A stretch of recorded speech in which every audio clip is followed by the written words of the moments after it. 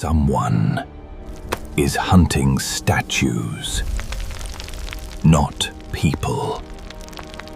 What began as madness ended in murder. He wasn't destroying them, he was searching.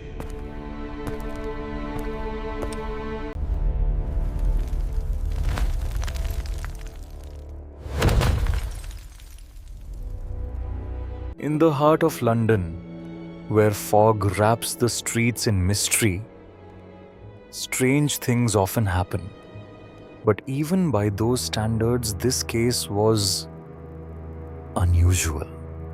It began with something almost laughable.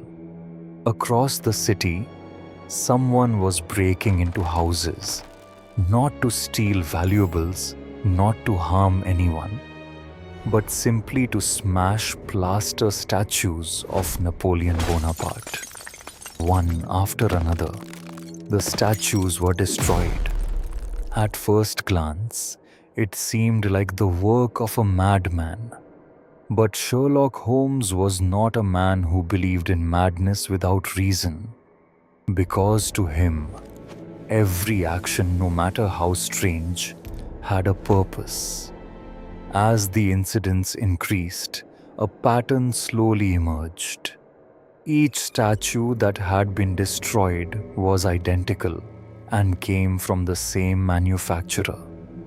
Different homes, different owners, yet all connected by one small insignificant object: a bust of Napoleon.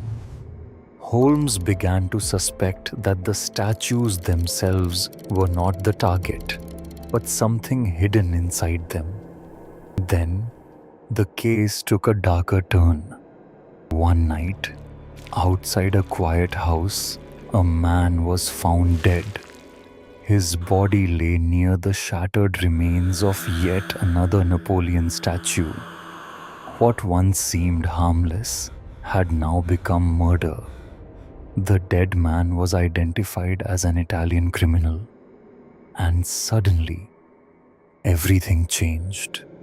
Holmes dug deeper into the origin of the statues. He traced them back to a workshop where they had been produced in a single batch. There, he uncovered a crucial detail. A man named Beppo, an Italian worker with a criminal past, had been employed at the factory. But more importantly, he had recently been released from prison. Now the pieces began to fit together.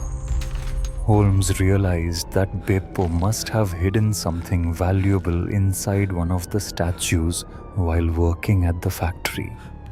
Something so valuable that he was willing to break into Holmes, risk capture, and even commit murder just to find it. But there was one problem. He didn't know which statue held the hidden object, so he began destroying them one by one. Holmes acted quickly. He managed to track down the final remaining statue from that same batch. But instead of breaking it, he decided to use it as bait. That night, the house was silent. The air was tense. And just as Holmes had predicted, someone came. Under the cover of darkness, the intruder entered.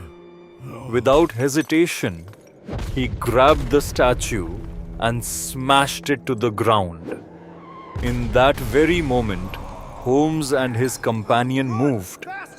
The man was captured, and his identity confirmed. It was Beppo. Now, all that remained was the answer to the mystery. Holmes carefully examined the broken pieces of the statue, and there, hidden within the plaster, was a small dark object, a pearl, but not just any pearl. It was the famous black pearl of the Borgias, a priceless treasure that had once been stolen. Beppo had hidden the pearl inside one of the statues to avoid being caught, and after his release from prison, he had desperately searched for it, unaware of which statue contained it. His search led to destruction and ultimately murder. With the pearl recovered and the criminal arrested, the case was closed. What had once appeared to be senseless destruction was, in truth, a carefully driven pursuit of hidden treasure. And once again, Sherlock Holmes proved a simple truth, that even the strangest mysteries are never truly without reason.